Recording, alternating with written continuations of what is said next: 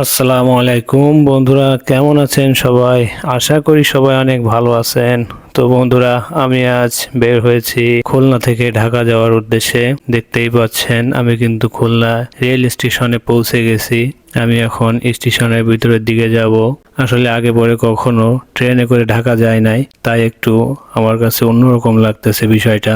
আসলে ট্রেনের জার্নিটা কেমন হয় আমার জানা নাই যেহেতু, তাই একটু ভাবনা চিন্তার ভিতর আছি। বন্ধুরা, আর একটা বিষয় আমি আপনাদেরকে একটু বলি, টিকিটের বিষয়টা। টিকিট কিন্তু আপনি চাইলে ঘরে বসে অনলাইনে টিকিট কাটতে পারেন, আবার এখান থেকেও টিকিট কাটতে পারেন। আমি অনলাইনেই টিকিট কেটে রাখছিলাম যাতে এখানে এসে কোনো ঝামেলায় না পড়তে হয়। কিছুক্ষণ বসে থাকার পর ভাবলাম কিছু খাবার নিয়ে নিই। আসলে ট্রেনে ওঠার পরে ওঠানামা যাবে কিনা আসলে আমি জানি না, যার জন্য আমি এখান থেকে কিছু খাবার কিনে নিচ্ছি, যেমন পানি, জুস আরও ইত্যাদি কিছু খাবার আমি এখান থেকে নিয়ে নিচ্ছি। তো বন্ধুরা, স্টেশনের ভিতর দিকটা আমি আপনাদেরকে একটু ঘুরিয়ে দেখাই, আপনারা দেখুন। এটা হচ্ছে স্টেশনের একেবারে ভিতরে। পরিবেশটা অনেক সুন্দর, দেখতেই পাচ্ছেন। এখানে অনেকেই বসে আছে, কখন সময় হবে, কখন ট্রেন ছাড়বে। তো কিছুক্ষণ ওয়েট করার পর অবশেষে ট্রেন চলে আসছে। আলহামদুলিল্লাহ, এখন আমি আস্তে আস্তে ট্রেনের দিকে এগোচ্ছি। আমার সঙ্গে আমার আরো ভাই বন্ধু আছে। তো আমরা আস্তে আস্তে ট্রেনের দিকে এগোচ্ছি।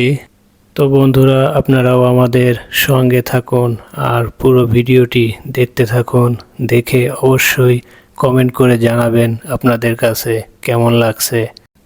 আমার সঙ্গে দেখতে পাচ্ছেন আমার একটা ছোট ভাই, সে এবার প্রথমবার আমার সঙ্গে ট্রেনে করে ঢাকা যাবে।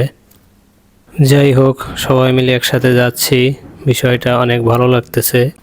বাড়িতে অনেক দিন ঈদের ছুটি কাটানোর পর সবাই মিলে একসাথে ফিরে যাচ্ছি কর্মস্থানে, এটাই একটা আনন্দের বিষয়। তো আমরা একেবারে ট্রেনের কাছাকাছি চলে আসছি, এখন ট্রেনে উঠব। এই ট্রেনে করেই আমরা ঢাকাতে যাব ইনশাল্লাহ। তো আমি এখন ট্রেনের ভিতরে উঠব। একেবারে ভিতরে উঠে পড়ছি, দেখতেই পাচ্ছেন ভিতরে চলে আসছি, এসে অলরেডি সিটে বসে আছি। কিছুক্ষণ পর ট্রেন ছেড়ে দিছে আলহামদুলিল্লাহ ঢাকার উদ্দেশ্যে। তো সব থেকে মজার একটা বিষয়, ছোট্ট একটা কিউট বেবি সে কিন্তু আমার কোলে আসছে, এসে আমার কোল এসে ঘুমিয়ে পড়ছে।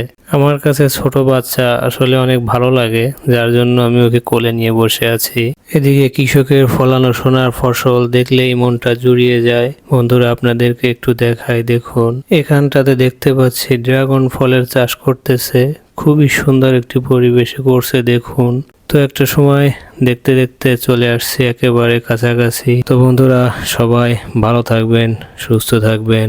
সবাইকে আমার পক্ষ থেকে সালাম রইল। আল্লাহ হাফেজ।